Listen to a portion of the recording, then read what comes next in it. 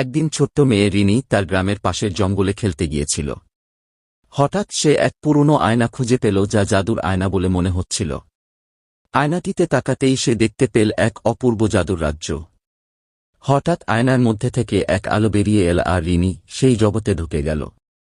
সামনে দাঁড়িয়েছিল এক সুন্দর গোলাপি পরী যার ডানা ছিল চকচকে সোনালি। ও গোলাপি পরী বলল, রিনি, তুমি আমাদের রাজ্যের রক্ষা করার জন্য এসেছ। পরী জানাল তাদের রাজ্যের জাদুর কুয়া শুকিয়ে গেছে আর সবাই বিপদের মধ্যে আছে।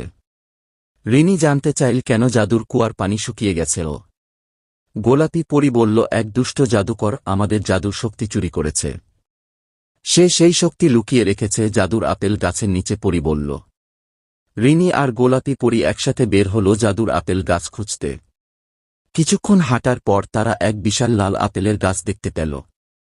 গাছের ডালে ডালে ঝুলছিল সোনালি আপেল যা রহস্যময় মনে হচ্ছিল। হঠাৎ গাছের নিচ থেকে শয়তান জাদুকর বেরিয়ে এল। সে বলল, তোমরা এখানে কি চাও? গোলাপি পরী বলল, আমরা আমাদের রাজ্যের জাদু ফেরত চাই। কিন্তু জাদুকর এক ভয়ঙ্কর মন্ত্র পড়তে শুরু করল আর ঝড় শুরু হল। রিনি ভয় পেল কিন্তু সে হাল ছাড়ল না। পরী ফিসফিস করে বলল, জাদুর আম গাছের আম খেলেই আমরা শক্তিশালী হব। রিনি দৌড়ে গিয়ে এক রূপালী আম ছিঁড়ে খেল আর সঙ্গে সঙ্গে সে অতিমানবীয় শক্তি পেল। সে তখন আয়না বের করে জাদুকরের সামনে ধরল। আয়নায় নিজের বিকৃত চেহারা দেখে জাদুকর আতঙ্কে চিৎকার করে উঠল। মুহূর্তেই সে ধোঁয়ায় মিলিয়ে গেল আর তার সমস্ত মন্দ জাদু শেষ হয়ে গেল। জাদুকরের হারানোর সঙ্গে সঙ্গে জাদুর কুয়া থেকে আবার সোনালি পানি বেরিয়ে এল। রাজ্যের সবাই আনন্দে নাচতে লাগল আর গোলাপি পরী খুশি হয়ে উঠল। জাদুর হাঁস এসে রিনিকে ধন্যবাদ জানিয়ে বলল, তুমি আমাদের বাঁচিয়েছ।